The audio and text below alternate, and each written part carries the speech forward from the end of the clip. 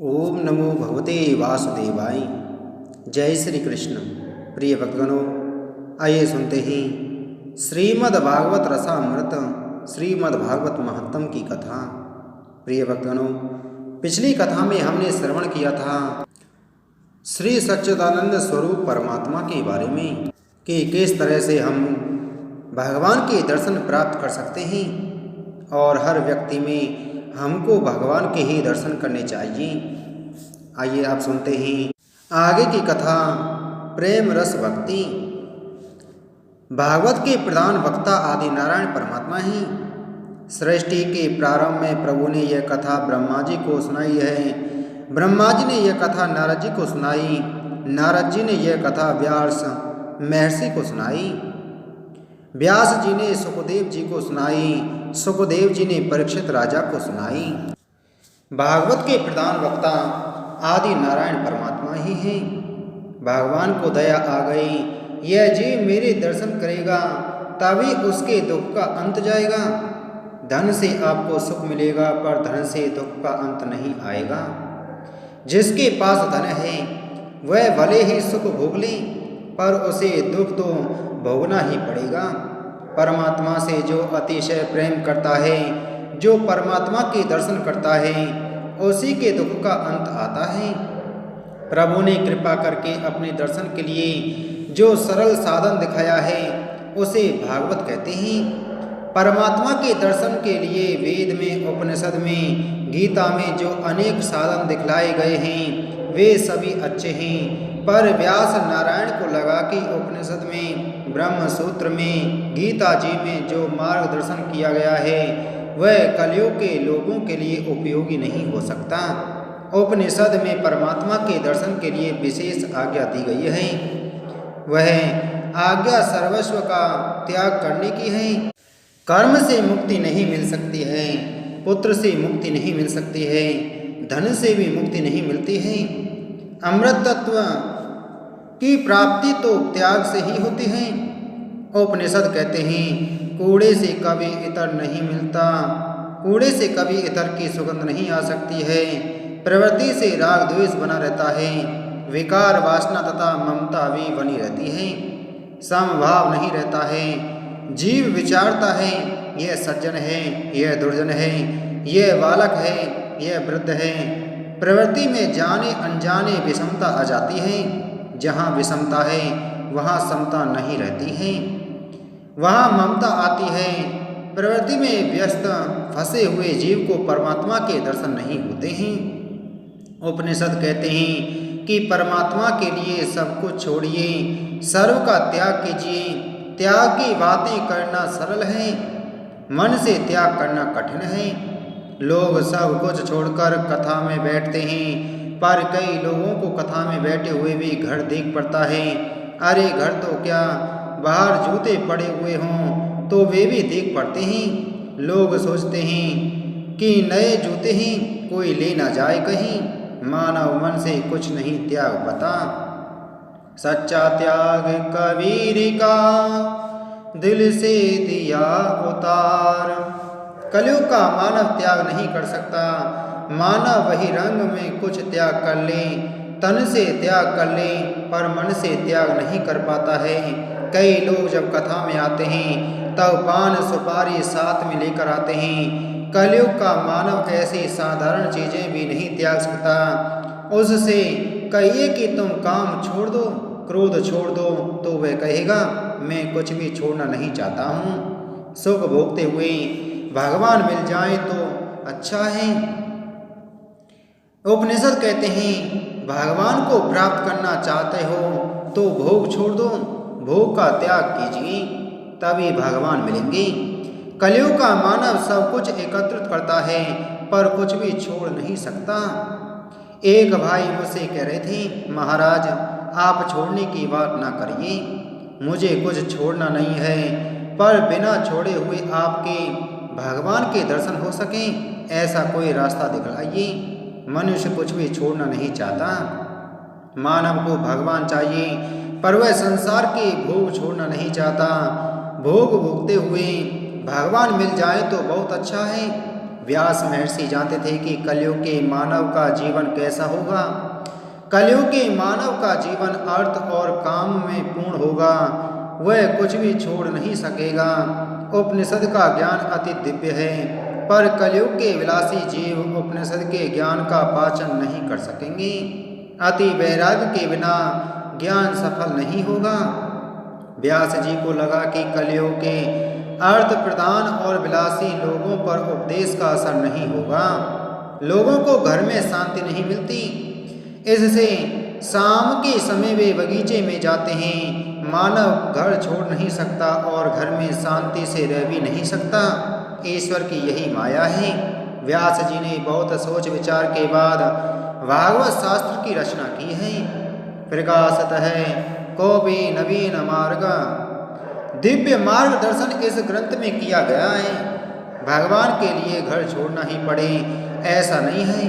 मीरा को घर में ही भगवान के दर्शन हुए थे। प्रभु ने आपको जो घर दिया है उसे छोड़ने की जरूरत नहीं है। वन में जाने से आनंद मिलता है ऐसा नहीं है। कुछ लोग ऐसे भी होते हैं कि एक घर छोड़ने के बाद उन्हें दूसरा घर बनाने की इच्छा होती है। एक घर की ममता छोड़ दी, फिर दूसरे घर से ममता कर ली, क्या लाभ हुआ? आप घर में रहते हैं अच्छा ही है। घर में भी विवेक से रहिए, घर में सावधान होकर ही रहिए। भागवत में ऐसा दिव्य मार्गदर्शन किया गया है कि घर भले ही आप ना छोड़ें पर घर परमात्मा का है ऐसी भावना मन में रखिए। घर में रहने मात्र से पाप नहीं होता, पर जो ऐसा समझने लगता है कि घर का स्वामी मैं हूँ, घर मेरा है, जो घर का स्वामी बनकर रहता है वह पाप करता है। जो यह समझता है कि घर मेरा है उसे घर का जरा भी नुकसान हो तो दुख होता है, परंतु घर बेच देने पर ऐसा समाचार मिले कि वह मकान तो जलकर भस्म हो गया तो दुख नहीं होता। मकान की ममता दुख दे रही थी, घर बेच दिया था और ममता खत्म हो गई। उसकी ममता धन में थी, पैसे बैंक में ही, और बैंक डूब गया तो दुख होगा। घर में रहना गलत नहीं है, स्वामी बनकर रहना गलत है।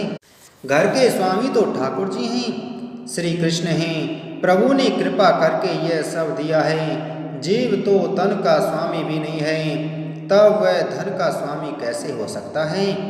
आज्ञा होने पर घर छोड़ना ही पड़ता है। जीव तन का भी स्वामी नहीं है तो वह धन का स्वामी नहीं हो सकता। जीव लक्ष्मी पुत्र है, लक्ष्मी के स्वामी पति तो नारायण हैं।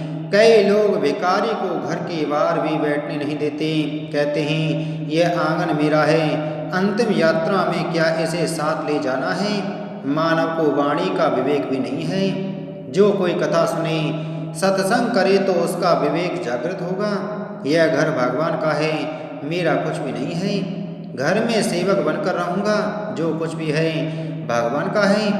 प्रभु ने अनुग्रह करके मुझे सब कुछ दिया है, यह सब प्रभु का है ऐसा मानकर कृष्णार्पण वृत्ति से विवेक से उपभोग कीजिए। अपना प्रत्येक व्यवहार भक्ति में बनाइए। गोपियों ने जगत को दिखाया है कि घर में रहकर भी भगवान के दर्शन हो सकते हैं। गोपियों को घर में परमात्मा का साक्षात्कार हुआ। घर में रहना पाप नहीं है, घर को मन में रखना पाप है। घर में रहिए पर विवेक से रहिए। मेरा सच्चा घर भिन्न है ऐसा मानकर रहिए। घर को प्रभु का मंदिर बनाइए। स्वामी बनकर उसका उपभोग ना कीजिए, सेवक भाव से उपयोग कीजिए। इस शरीर को विवेक से थोड़ा सुख दीजिए, अति सुख ना दीजिए। इस शरीर को अति सुख मिलने पर तन और मन दोनों बिगड़ेंगे। शरीर को उतना ही सुख दीजिए कि सुख भोगते हुए भगवान को भुलाया ना जाए और भक्ति हो सके। घर में जो कुछ है उसके स्वामी भगवान हैं। घर मेरा नहीं है, भगवान का है। इसका हिसाब एक ना एक दिन देना ही पड़ेगा। भगवान को हिसाब देने के पवित्र दिवस को ही मरण कहते हैं। हिसाब में गड़बड़ घोटाला होता है तो घबराहट होती है। साधारण से इनकम टैक्स के अफसर को हिसाब देने में भी मनुष्य को घबराहट होती है। मनुष्य मंदिर में ठाकुर जी को वंदन करने जाता है और कहता है, हे प्रभु, 2 प्रकार के हिसाब भैया रखिए हैं। आप जरा ध्यान रखना, 1 वर्ष का हिसाब देने में इतनी घबराहट होती है तो सारे जीवन का हिसाब जब प्रभु को देना होगा तब क्या होगा। जिसका हिसाब शुद्ध है उसे घबराहट नहीं होती है, उसे अंतकाल में शांति मिलती है। उसका मन सोचता है मैं तो अच्छी जगह जाने वाला हूँ। मानव को अंतकाल में घबराहट क्यों होती है? क्योंकि उसके हिसाब में गड़बड़ घोटाला होता है। भगवान हिसाब मांगेंगे। भगवान श्रीमान से पूछेंगे तुमने अन्नदान क्यों न दिया। गरीब से भी भगवान पूछेंगे मैंने तुम्हें आंखें दी हैं, तुमने आंखों से क्या किया। मैंने मन दिया है, मन से क्या किया। परमात्मा ने तन और धन देने में विषमता रखी है पर मन सभी को एक समान दिया है। इसलिए विवेक से व्यवहार कीजिए। प्रभु ने विवेक से व्यवहार करने और भक्ति के लिए इंद्रियां दी हैं, पर अंतकाल में जीव को घबराहट होती है। इसका कारण यह है कि उसे अपने सभी पाप दिख पड़ते हैं। अंतकाल में जीव को पुण्य याद नहीं आता। कभी किसी को पुण्य याद आ जाए कि मैं एक बार द्वारका गया था, मैंने द्वारकानाथ के दर्शन किए थे, मैंने भगवान के चरणों में तुलसी जी समर्पित की थी, तो इसकी नाव पार लग जाए। परंतु अंतकाल में पुण्य याद नहीं आता, पाप याद आते हैं। क्योंकि मानव जब पाप करता है तब बहुत सावधान रहता है और जब पुण्य करता है तब बहुत गाफिल रहता है। पाप करता है तब ध्यान रखता है मेरा पाप प्रकट ना हो जाए। पाप करता है तब बहुत सावधान रहता है, पुण्य करता है तब अभिमान में रहता है, गाफिल रहता है। इससे अंतकाल में पुण्य याद नहीं आता, पाप ही याद आते हैं। और पाप के याद आने से साथ ही जीव घबराता है, सोचता है अब मुझे मार पड़ेगी, सजा मिलेगी। जो डरता है उसने बहुत पाप किए होते हैं। डर का कारण पाप है। जो भगवान की भक्ति करता है, जो पाप छोड़ता है वह निर्भय होता है। जो उचित रूप से भक्ति करता है उसे ऐसी अनुभूति होती है कि भगवान मेरे साथ हैं। मानव भक्ति करता है और डरता है तो समझना चाहिए कि भक्ति कच्ची है। भक्ति करने वाला निर्भय होता है। तापत्रय विनाशाय, आदि भौतिक, आदि दैविक और आध्यात्मिक तीनों प्रकार के तापों का नाश करने वाले परमात्मा श्री कृष्ण की शरण में जो जाता है वह जीव ईश्वर का होता है, वह निर्भय बन जाता है। राजा के घर का सिपाही अकड़ कर चलता है, उसी तरह जीव पर पुरुषोत्तम परमात्मा हो जाता है, तब निर्भय हो जाता है। मैं किसी का पति नहीं हूँ, पत्नी नहीं हूँ। व्यवहार दृष्टि से सभी संबंधी यथार्थ हैं, तत्व दृष्टि से भगवान का संबंध ही सत्य है। भगवान मेरे हैं, मैं भगवान का हूँ, ऐसा जो जानता है वह निर्भय बनता है। उसे काल से भी डर नहीं लगता। परीक्षित राजा अंतकाल में कहते हैं अब मुझे तक्षक का डर नहीं है। मेरे भीतर चैतन्य रूप जो नारायण विराजमान हैं वही तक्षक नाग में भी विराजमान हैं। मुझे तक्षक का डर नहीं लग रहा है। यह जीव परमात्मा का अंश है। प्रभु के धाम में जाना है, प्रभु के चरणों में जाना है। भीतर नारायण, बाहर भी नारायण, भीतर बाहर चैतन्य रूप जो नारायण विराजमान हैं, उनके दर्शन करने की आदत जिसे है वह निर्भय हो जाता है। जीव मात्र को तक्षक नाग डसने आने वाला है। तक्षक काल का स्वरूप है। काल तक्षक किसी को भी छोड़ता नहीं है। वह 7वें दिन डसता है। सप्ताह में 7 दिन हैं, 7 में से किसी एक दिन तक्षक नाग डसने वाला ही है। प्रत्येक जीव को काल का डर लगता ही है। मनुष्य क्या, स्वर्ग के देवों को भी काल का डर लगता है। मृत्यु का डर मनुष्य को है ऐसा नहीं है, ब्रह्मा जी को भी काल का डर है। भागवत की कथा मानव को निर्भय बनाती है, निसंदेह करती है। भगवान की कथा सुनने वाले के मन में कोई शंका नहीं रहती है। समाप्ति में सुखदेव जी महाराज ने ऐसा कहा है कि राजन समय हो गया है, पर अभी भी तुम्हारे मन में कोई शंका हो तो बतला दो, मैं कथा करूँगा। और जब तक मैं बैठा हूँ तब तक तक्षक नाग नहीं आएगा, और कदाचित आ गया तो भी मेरी दृष्टि पड़ने पर उसका विष अमृत हो जाएगा। मैंने ब्रह्म दृष्टि स्थिर की है। सुखदेव जी महाराज मात्र ज्ञान ही नहीं है, उनकी ब्रह्म दृष्टि भी स्थिर है। जिसे पीलिया का रोग होता है उसे सब कुछ पीला दिखाई देता है। जिसकी ब्रह्म दृष्टि स्थिर है उसे सर्वत्र परमात्मा ही देख पड़ते हैं, जगत दिखलाई नहीं पड़ता। ऐसे महापुरुषों की शक्ति कैसी होगी, इसकी कल्पना भी कठिन है। सुखदेव जी महाराज ने जब ऐसा कहा तब परीक्षित महाराज ने कहा, अब मेरे मन में कोई शंका नहीं है। भागवत की कथा ऐसी मधुर है कि उसको सुनने के बाद मन में शंका नहीं रहती। कई लोग बहुत प्रश्न पूछते हैं, जो अधिक प्रश्न पूछते हैं वे प्राय प्रभु के नाम का जप प्रेम से नहीं करते, परमात्मा की प्रेम से पूजा नहीं करते। जो प्रेम से परमात्मा की पूजा सेवा करते हैं परमात्मा उसे सब समझाते हैं। प्रश्न वही पूछता है जो प्रेम से कथा नहीं सुनता। भागवत की कथा व्यास जी ने इस तरह की है कि वक्ता प्रेम से कथा करता हो तो श्रोता प्रेम से कथा सुनते हों तो मन में कोई शंका नहीं रहती। कभी कथा में आपको ऐसा अनुभव हुआ होगा कि यह कथा आज मेरे लिए ही थी। मैं यही पूछना चाहता था, मेरी शंका का आज समाधान हो गया। मानव के मन में कैसी कैसी शंकाएं उठती हैं, यह सब व्यास भगवान जानते हैं। इससे व्यास जी उसी तरह से कथा करते हैं। ऐसा महान बुद्धिमान जगत में हुआ नहीं है और होगा भी नहीं। भागवत में मात्र ज्ञान और भक्ति का वर्णन आता है, ऐसा नहीं है। भागवत में व्यवहार बोध भी आता है। भागवत में स्त्री धर्म समझाया गया है, पुरुष धर्म भी समझाया गया है। माता कैसी होनी चाहिए, पिता कैसा होना चाहिए, भाई कैसा होना चाहिए, सब भागवत समझाती है। कथा में किस तरह खाना, किस तरह रहना चाहिए आदि बातें भी समझाई गई हैं। भागवत में व्यास जी ने कोई बात भी नहीं छोड़ी है। व्यास जी को भागवत और महाभारत के लिए ऐसा सात्विक अभिमान है कि जो मेरे इस ग्रंथ में नहीं है वह संसार में अन्यत्र कहीं भी नहीं है, किसी ग्रंथ में नहीं है। भागवत में जो है वह अन्य ग्रंथों में है। वृद्धावस्था में व्यास जी ने भागवत की रचना की है। भागवत की रचना के बाद व्यास जी ने कलम रख दी, अब मुझे कुछ भी नहीं कहना, नहीं लिखना। प्रभु ने मुझे जो कुछ दिया था उसे जरा भी संकोच क्षोभ न रखकर मैंने समाज सेवा में समर्पित कर दिया। भागवत की कथा आपके जीवन को निसंदेह बनाएगी, आपके स्वरूप का आपको बोध कराएगी।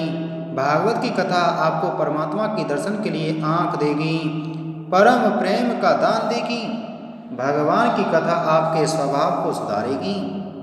भागवत की कथा मरण को मंगलमय बना देती है। यह कथा अति दिव्य है। भागवत के प्रारंभ में पूजन के लिए व्यास जी ने गणपति महाराज का आह्वान किया था। गणपति महाराज प्रकट हुए। व्यास जी ने कहा, मुझे भागवत शास्त्र की रचना करनी है, पर लिखेगा कौन? गणपति ने कहा, मैं लिखने के लिए तैयार हूँ, परंतु मैं एक क्षण भी खाली नहीं बैठूंगा। गणपति जी का वाहन चूहा है। चूहा उद्योग का प्रतीक है। उद्योग करने वाला खाली ना बैठना चाहे तो रिद्धि सिद्धि उसकी दासी हो जाती हैं। अविरत उद्योग कीजिए, एक क्षण भी ईश्वर के चिंतन के बिना ना रहिए। जो खाली नहीं बैठता उसका अमंगल नहीं होता। प्रत्येक कार्य के प्रारंभ में गणपति की पूजा की जाती है। गणपति का पूजन अर्थात जितेंद्रिय होना। गणपति विघ्नहर्ता हैं। गणपति ने व्यास जी से कहा, मैं एक क्षण भी व्यर्थ नहीं बैठूंगा, आपको 24 घंटे कथा कहनी पड़ेगी। तब व्यास जी ने कहा, मैं जो कहूँ उसके योग्य अयोग्य होने का निर्णय करके आप लिखिएगा। यों गणपति महाराज हुए लेखक और व्यास जी हुए वक्ता। 100 श्लोकों के बाद व्यास जी एक कोट श्लोक कह देते थे। उसके विषय में सोचते हुए गणपति जी को समय लगता। व्यास जी उसी समय का लाभ उठाकर अपने अन्य कार्य कर लेते थे। जैसा कि वर्णन आता है, चित्रकेतु राजा की 1 करोड़ रानियां थीं। चित्रकेतु कौन है? 1 करोड़ रानियों का अर्थ क्या है? गणपति जी को सोचना पड़ता। ऋषियों को परोक्षता बहुत प्रिय होती है। इन परोक्ष वाक्यार्थों में बहुत कुछ कह दिया गया है। संसार के विषयों में मन रखने वाला ही चित्रकेतु है। सर्व चित्र जिसके मन में है वह चित्रकेतु है। वही मन जब संसार में तन्मय बनता है तब उसकी वृत्तियां करोड़ गुनी बन जाती हैं। इसी कारण लिखा गया है कि वह करोड़ रानियों के साथ रमण करता है। अब कथा का प्रारंभ करते हैं। अनेक पुराणों में महात्म की कथा आती है। पद्म पुराण में अब भागवत महात्म का प्रारंभ होता है। सच्चिदानंद रूपाय श्री कृष्णाय वयं नमः। कथा की प्रारंभ में श्री कृष्ण के चरणों में प्रणाम करते हैं। वंदन वही करता है जिसे भगवान के चरणों के दर्शन होते हैं। दर्शन के बाद वंदन होता है। वंदन मात्र शरीर की क्रिया नहीं है, हृदय का भाव है। जो इस भाव से प्रभु के दर्शन करता है कि आज मेरे भाग्य का उदय हुआ है, प्रभु ने मुझे कथा श्रवण की अनुकूलता दी है। परमात्मा के उपकार के स्मरण से जिसका हृदय आर्द्र होता है उसे भगवान के दर्शन होते हैं। दर्शन के बाद वंदन होता है। किसी भी कार्य से पहले भगवान के चरणों में वंदन कीजिए। वंदन करने वालों को परमात्मा शक्ति प्रदान करते हैं, बुद्धि प्रदान करते हैं। परमात्मा की दी हुई शक्ति और बुद्धि जिसे मिलती है उसकी पराजय कभी नहीं होती है। मानव की पराजय क्यों होती है? क्योंकि मानव को अपनी बुद्धि पर बहुत विश्वास है। मानव की बुद्धि शक्ति कुछ कार्य नहीं कर पाती, परमात्मा की शक्ति से ही सफलता मिलती है। मूक्यं करोति वाचालं पंगुं लंघयते गिरिं यत्कृपातमं वन्दे परमानंद माधवम्। मूकं करोति वाचालम और वाचालम मूकम करोति, परमात्मा की ऐसी शक्ति है। घर में आने पर भी प्रथम भगवान के दर्शन कीजिए। इतना भी आप करेंगे तो धीरे धीरे भक्ति बढ़ेगी। कोई भी कार्य करने से पहले भगवान से कह कर कीजिए। कई वैष्णव बाहर जाते समय भगवान से प्रार्थना करते हैं, उनको मानते हैं, आपके बिना मुझे चैन नहीं पड़ता। आप एक स्वरूप धारण करके घर में विराजिए और दूसरा स्वरूप धारण करके मेरे साथ चलिए। भक्त और भगवान साथ ही रहते हैं। भगवान को साथ ले जाना अर्थात भगवान के स्वरूप को साथ ले जाना। एक भाई बड़ी बड़ी बातें करते थे, भगवान के स्वरूप को लेकर यात्रा करते थे कि फिर एक बार ऐसा हुआ कि सब सामान तो बैलगाड़ी से उतार लिया पर भगवान ही रह गए। भगवान के स्वरूप को उतारना ही भूल गए। भगवान को मन से साथ रखिए तो 2-3 मिनट हो जाएं तो भगवान के दर्शन करिए। अपने ठाकुर जी का स्वरूप मन से दूर न रखिए, उसे दृष्टि में रखिए, उसके मन में स्थिर कीजिए। जहाँ जाते हैं वहीं उन्हीं के दर्शन कीजिए। इससे आपका व्यवहार भक्तिमय होगा। जीव व्यवहार में ईश्वर से विमुख होता है, भगवान को भूलता है, वह अपनी बुद्धि पर विश्वास रखकर व्यवहार करता है, इससे दुखी होता है। श्री कृष्णाय वयं नमः। अकेले कृष्ण को नहीं, श्री कृष्ण को वंदन किया गया है। सनातन धर्म में शक्ति विशिष्ट ब्रह्म की पूजा है। निराकार ब्रह्म की पूजा नहीं हो सकती।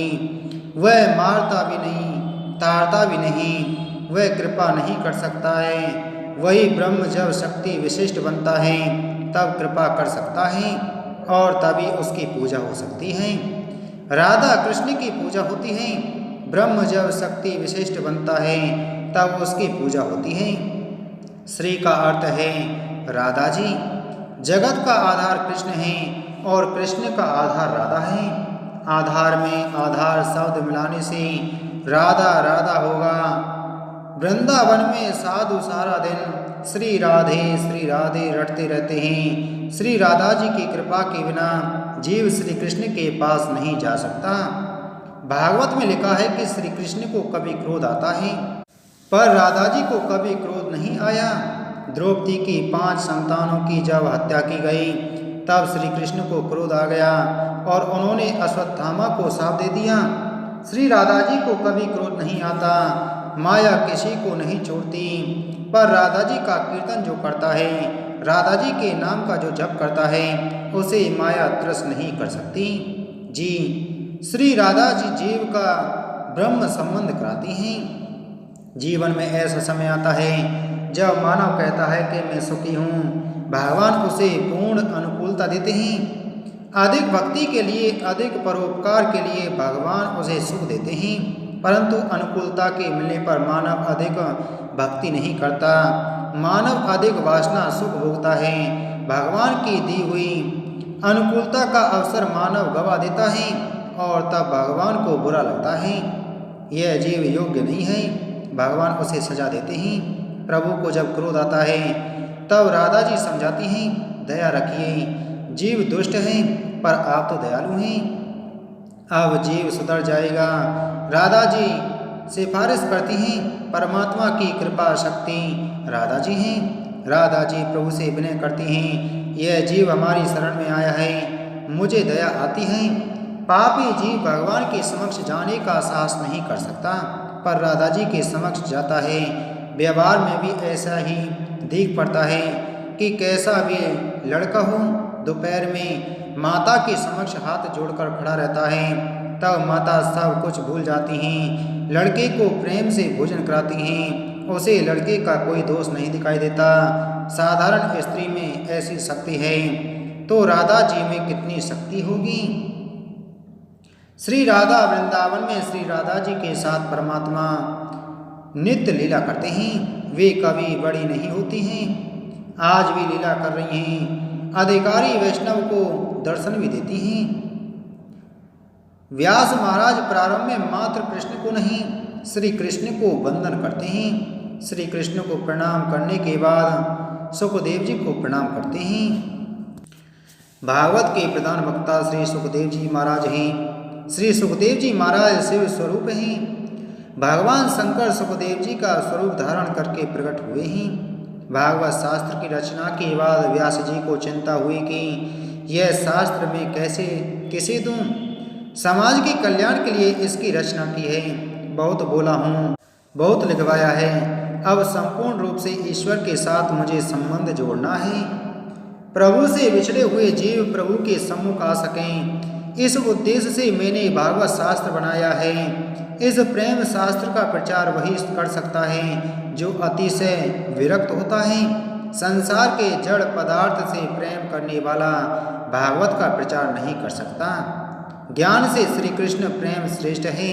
पुस्तक पढ़ने से ज्ञानी हो सकते हैं, पर प्रभु प्रेमी नहीं हो सकते। प्रभु प्रेमी होने पर ही ज्ञान में दृढ़ता आती है। जब तक ज्ञान स्थिर नहीं होता तब तक जीवन कृतार्थ नहीं होता। श्री कृष्ण के अतिरिक्त अन्य से प्रेम करने वाला भागवत कथा का अधिकारी नहीं है। संसार के किसी भी पदार्थ के प्रति राग न हो, ऐसा जन्म से वैरागी कौन मिल सकता है। कोई योग्य बहुत पुत्र हो तो ज्ञान दे दूं, जिससे वह जगत का कल्याण कर सकें। इस विचार के कारण वृद्धावस्था में व्यास जी को पुत्रेष्णा हुई। भगवान शंकर वैराग्य के स्वरूप हैं। भगवान शंकर निरपेक्ष हैं। जगत को जिसकी अपेक्षा होती है, भगवान शंकर ने उस उपेक्षा का त्याग किया है। गुलाब के लिए कोई लड़ाई झगड़ा करता है, पर धतूरे के लिए कौन झगड़ा करेगा। शिव जी महाराज को धतूरे के फूल से ही संतोष है। व्यास जी ने शंकर भगवान की आराधना की। शिव जी महाराज प्रसन्न हुए। व्यास जी महाराज ने मांगा, समाधि में जो आनंद आप पाते हैं, उसी आनंद को जगत को देने के लिए आप मेरे घर में पुत्र रूप से पधारिए। व्यास जी की मांग शिव जी ने स्वीकार कर ली। शिव कृपा से व्यास जी की पत्नी वाटिका जी को गर्भ रहा। सुखदेव जी का जन्म हुआ। सुखदेव जी शिव जी भगवान का अवतार होने के कारण जन्म से ही निर्विकार थे। सुखदेव जी में ज्ञान, वैराग्य और भक्ति तीनों परिपूर्ण थी। 16 वर्ष की अवस्था में सुखदेव जी ने घर का त्याग किया।